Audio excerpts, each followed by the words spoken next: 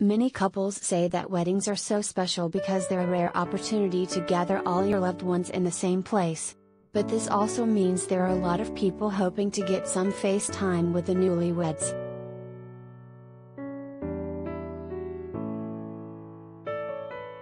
It's very important for the bride and groom to greet as many guests as possible, Jacqueline Whitmore, an etiquette expert and founder of the Protocol School of Palm Beach, told HuffPost. So many people come from out of town and make a substantial effort to be there. I've been to weddings where I've traveled very far to get to the event, and I didn't get any sort of acknowledgement from the couple at all. It feels almost insulting.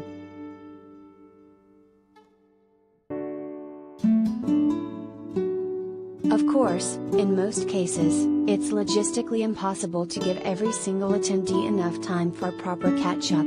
But there are ways to at least acknowledge or have a brief moment with each of your wedding guests.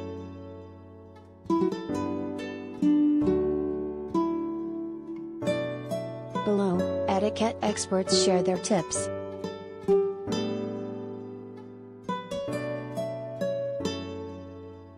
Have a receiving line.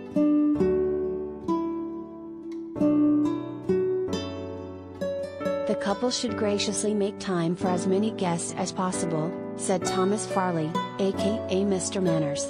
One of the most efficient ways of doing so is by having a receiving line following the ceremony, rather than the couple immediately dashing off for photos.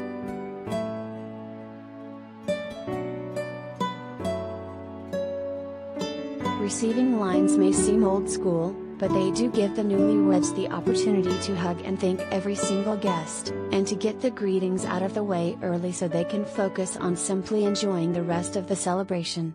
If you go this route, aim for short and sweet interactions to keep the line moving efficiently and stay on track with timing.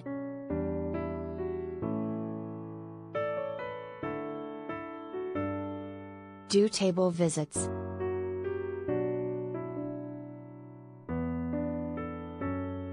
If you're having a seated dinner during your wedding, designate some time to visit the guests at their tables.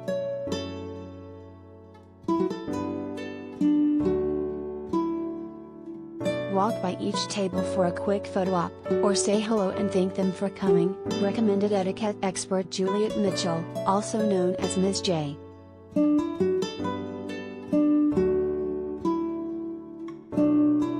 Going table by table allows you to get some face time with all your guests while also acknowledging entire groups at once. Just make sure you give yourself an opportunity to eat your meal too.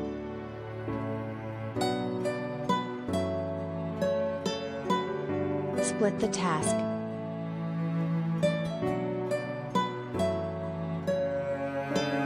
Perhaps both newlyweds won't get the opportunity to interact with every single guest, but they can divide and conquer to make sure all the attendees feel acknowledged.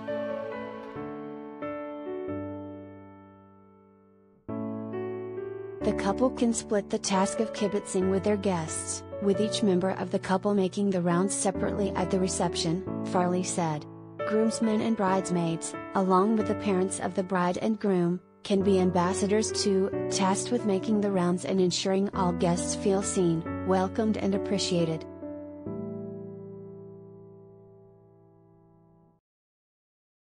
Plan a group dance.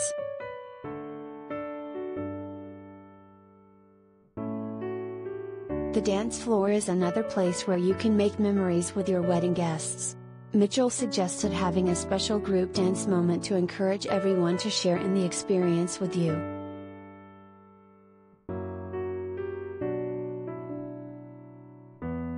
Welcome anyone who wants to dance on the dance floor, and have a group dance, she said. The bride and groom can dance around the floor.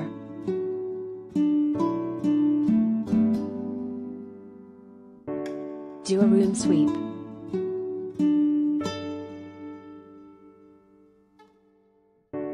The couple can make their rounds by simply moving throughout the space and greeting people along the way. Try to do this with precision if you want to maximize the number of people you see.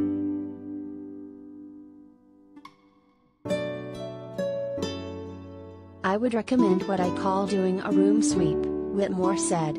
You go to one side of the room and make your way to the other side to try to cover as much territory as possible.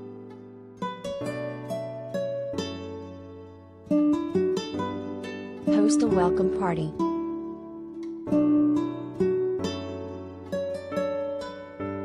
If you're concerned about getting to talk to all of your wedding guests on the big day, you might want to take advantage of other opportunities throughout the weekend.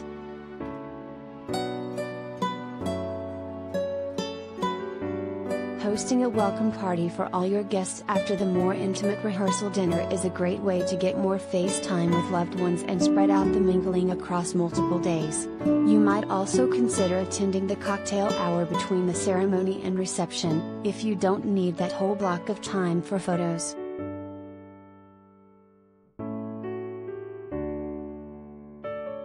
Prioritize elderly family and those who traveled far.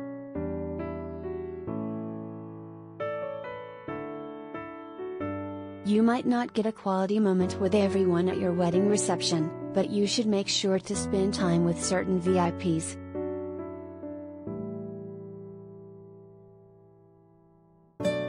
Once at the reception, the couple should prioritize elderly family members and anyone who has traveled a great distance, Farley said.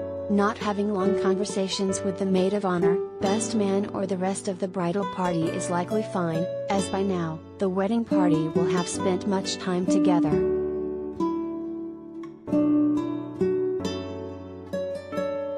Give a speech to thank everyone.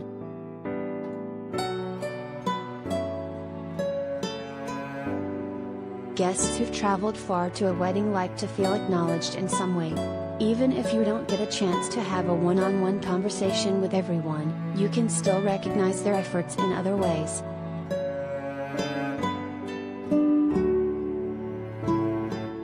It's very challenging when you have a big wedding to get around to everybody, so consider giving a speech in which you thank everyone for coming, Whitmore suggested. Take the opportunity to say, "We appreciate everyone's love and friendship and support. We might not get around to talking to everyone, but please know you're appreciated and loved and we are so grateful."